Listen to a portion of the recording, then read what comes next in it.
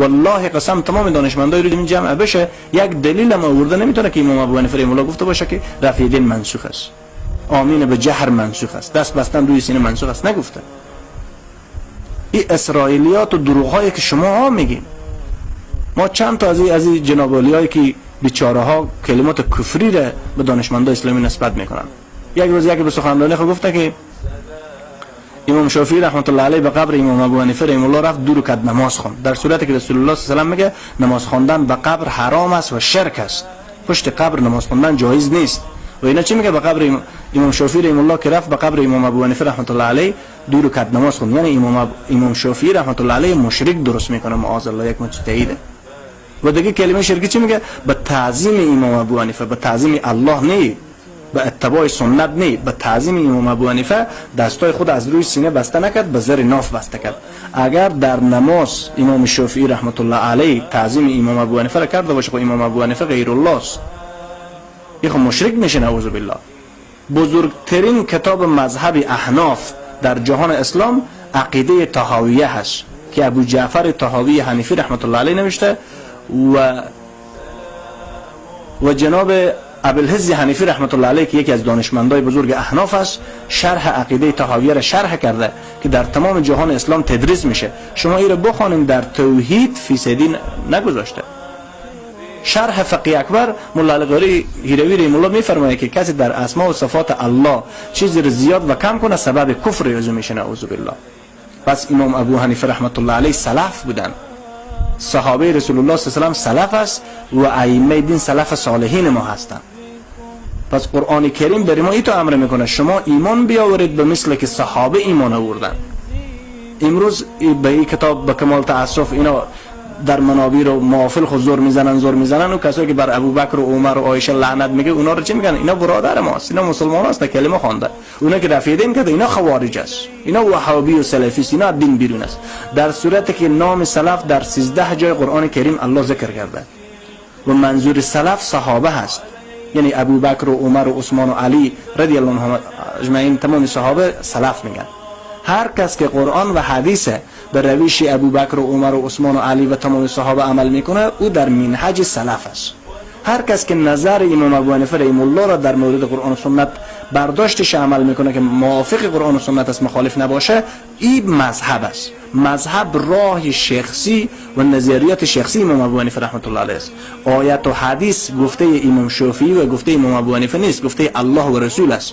آیت و حدیث از گفته امام شافعی و امام مالک و تمام دانشمندان بالاتر است.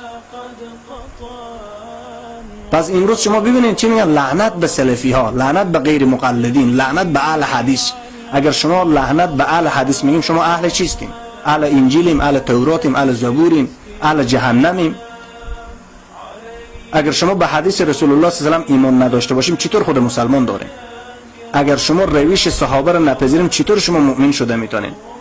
پس سلفیت این نیست که یک نفر رفع دین میکنه دست به روی سینه بسته میکنه، سلفیت نیست، این سنت رسول الله است. اگر این معیار سلفیت هست پس شافعی نگیم بگیم سلفی است. چرا میگیم مذهب شافعی حق است؟ چرا دروغ را میگیم؟ پس نگیم که مذهب حنبلی حق است، بگیم که اونا حنبلی نیستن، اونا سلفیستن. پس بگیم که مالکی‌ها سلفیستن. چرا شما مذهب شافعی و حنبلی و مالکی رفع دین میکنه، آمین به جهر میگه، دست به سینه بسته میکنه و همین عمل در مناسک حج و غیر حج در حرم شریف و در اکثر جهان اسلامی انجام میشه؟ این سبب فتنه و اختلاف نیست و اینا نام سلفی رو با خود ندارن. اگر در مسجد شما کسی رفع دین کرد دست به روی سینه بسته کرد، این به دشمنی الله و رسولی کار کرده، این از اهل جهنم است، نعوذ بالله. یهود و نصارا را کشور فتوا نمیدیم که بیرون کنین، فاحشه خانه ها را نمیگیم بند کنین، سریال های هندی را نمیگیم، بانگای سعودی را فتوا صادر نمیکنین. با کی فتوا صادر میکنیم؟ کسی که با یک حدیث و یک سنت رسول الله صلی الله علیه و آله عمل کرده و این را شما بیرون میکنید. اخلاق رسول الله صلی الله علیه و آله این نیست، اخلاق یک مؤمن نیست، روش یک مسلمان اینطور نیست. رسول الله صلی الله علیه و آله در مسجد النبی نشسته، یهودی میاد داخل مسجد پیشاب میکنه. آیا رفع دین و آمین بالجهر از پیشاب یهودی بدتر است؟ نعوذ بالله. رسول الله صلی الله علیه و آله بی غیرت نبود، نعوذ بالله، معاذ الله.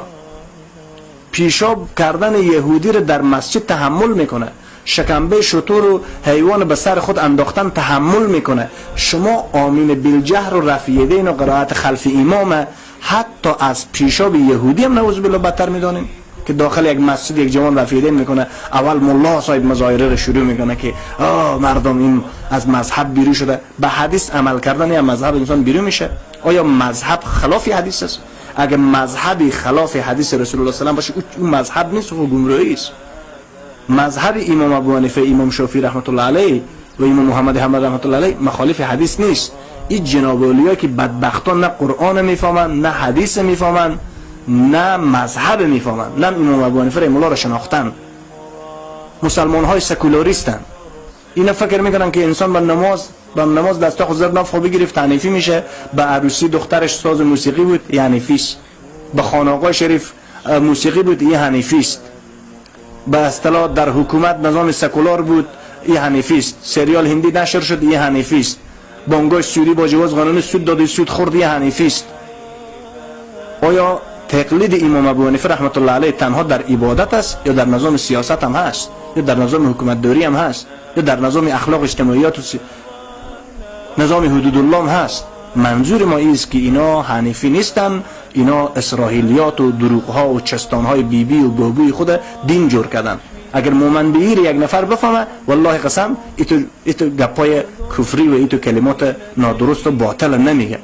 شما در مومن به همه ما میگیم آمنت بالله و ملائکته و کتبه و رسوله و الیوم الاخر.